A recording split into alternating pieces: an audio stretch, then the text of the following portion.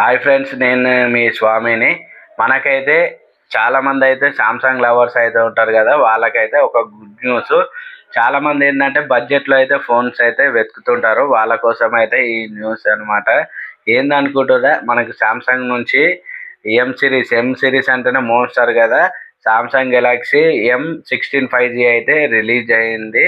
దాన్ని మనకైతే 13,000లోనైతే వస్తుంది. ఇది కాకపోతే మీడియాటెక్ డైమెన్సిటీ 6300 మీద అయితే రన్ అవుతుంది. 6.7 ఇంచెస్ సూపర్ ఆమ్లెడ్ డిస్ప్లే తోటి అయితే వస్తుంది. బ్యాక్ సైడ్ 3 కెమెరాలు అయితే ఉంటాయి. యాజ్ గా 50, 5, 2 ఈ 3 కెమెరాస్ అయితే ఉంటాయి. బ్యాక్ సైడ్ విషయానికి వస్తే 13 మెగాపిక్సెల్ అయితే ఉంటుంది. 5000 mAh బ్యాటరీ, 25 వాట్ ఛార్జర్ అయితే వస్తుంది.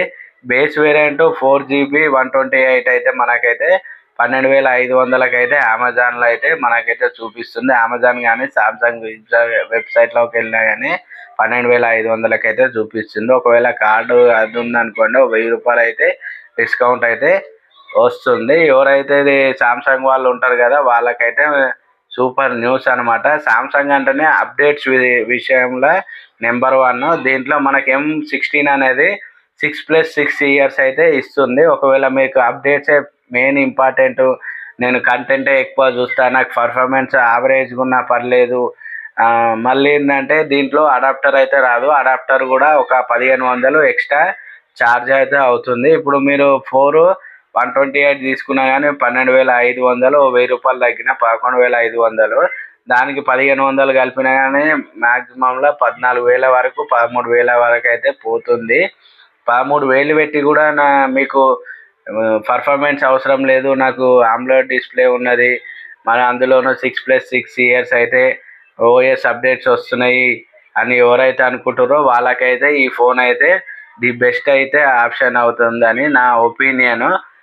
ఒకవేళ మీకు పర్ఫార్మెన్సే కావాలి, నాకు ఛార్జర్తో పాటు 13,000లోనే కావాలి అనుకున్న వాళ్ళకైతే నేను సజెషన్ చేసే ఫోన్ ఏంటంటే వివో T4X.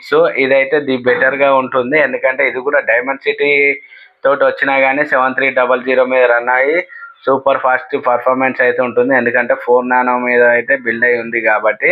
బ్యాటరీ విషయానికి కూడా సూపర్గా వస్తుంది. ఎందుకంటే 6500 mAh, అందులోనూ 44 వాట్ ఛార్జర్ అయితే సపోర్ట్ చేస్తుంది. ఈ రెండిట్లలో ఏదైనా తీసుకోవచ్చు. ఒకవేళ నాకు రియల్మీ నుంచి కూడా ఏదైనా ఫోన్ ఉంటే సజెషన్ చేయమంటే కూడా రియల్మీ P3X అయితే ఉన్నది. అది కూడా మంచి ఫోనే. ఎక్కువ వాటర్లో పనిచేసే వాళ్ళు వీళ్ళు ఉంటారు కదా, ఐపీ రేటింగ్ ఎక్కువ ఎవరికి కావాలనుకుంటారో వాళ్ళకైతే IP69 రేటింగ్ తోటి అయితే వస్తుంది. 6000 బ్యాటరీ తోటి అయితే వస్తుంది. పర్ఫార్మెన్స్ విషయంలో కొద్దిగా డౌన్ గ్రేడ్ అయితే ఉంటుంది. సామ్సంగ్తో పోలిస్తే అయితే బెటరే, ఎందుకంటే అది 6300 మీద వస్తే ఇది 6400 మీద అయితే వస్తుంది. బ్యాటరీ విషయానికి వచ్చినా కానీ రియల్మీ 6000 తోటి వస్తే, సామ్సంగ్ అయితే మనకు 5000లో అయితే వస్తుంది. చూసుకోండి మనకైతే ఏది బెటర్లో. ఛార్జర్ కూడా మనకైతే రియల్మీలో కానీ వివోలో కానీ ఇస్తున్నారు. సామ్సంగ్లో అడాప్టర్ అయితే అలాగే కొనుక్కోవాలి.